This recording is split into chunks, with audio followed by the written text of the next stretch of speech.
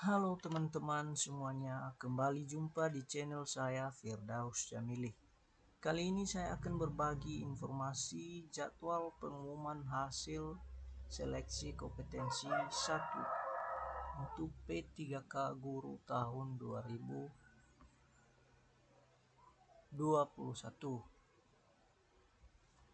Nah, sebelum saya lanjutkan untuk mendukung channel ini agar terus berkembang, silakan subscribe dan nyalakan loncengnya.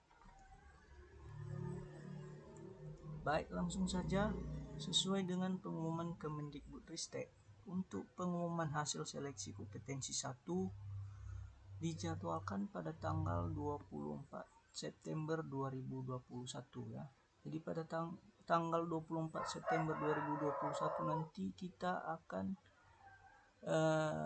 melihat pengumuman hasil seleksi kompetensi 1. Nah, di sana kita bisa melihat apakah kita lolos atau tidak pada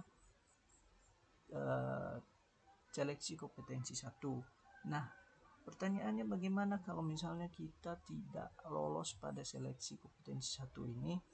Nah, untuk seleksi kompetensi 1 ini bagaimana kalau misalnya kita tidak lolos?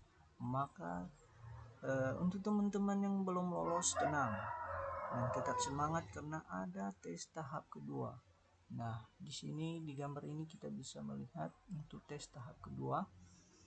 Nah, bagaimana cara mengikuti tes tahap kedua ini, teman-teman? Nah, untuk mengikuti tes tahap kedua, kita tidak perlu lagi untuk mendaftar dari awal ya. Kita tidak perlu mendaftar, kita nanti tinggal memilih formasi saja yang masih tersedia. Nah, selanjutnya kapan sih tanggal untuk memilih formasi kembali? Nah, di sini kita bisa melihat pengumuman dan pemilihan formasi akan dilakukan kembali pada tanggal 9 sampai dengan 15 Oktober 2021.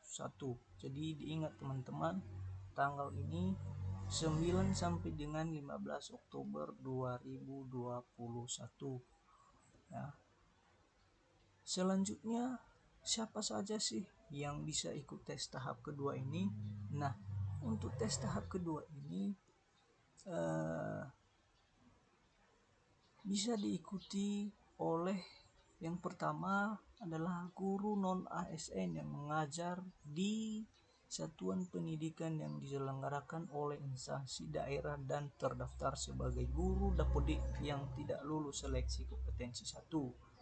Yang kedua adalah tenaga honorer K2 yang tidak lulus pada seleksi kompetensi 1. Ketiga, guru swasta yang mengajar di satuan pendidikan yang diselenggarakan oleh masyarakat dan terdaftar sebagai guru dapodik.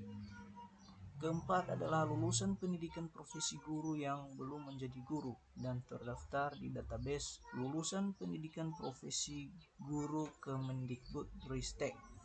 Nah, jadi pada tahap kedua ini nanti sudah bertambah ya.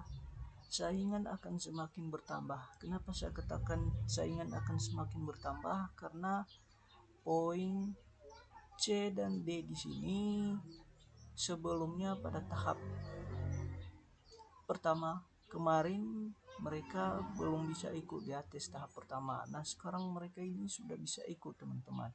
Guru swasta yang mengajar di satuan pendidikan yang diselenggarakan oleh masyarakat dan terdaftar sebagai guru dapodik. Dan yang kedua adalah lulusan pendidikan profesi guru yang masih belum terdaftar di dapodik. Nah, demikianlah informasi dari saya. Semoga bermanfaat kepada teman-teman semua.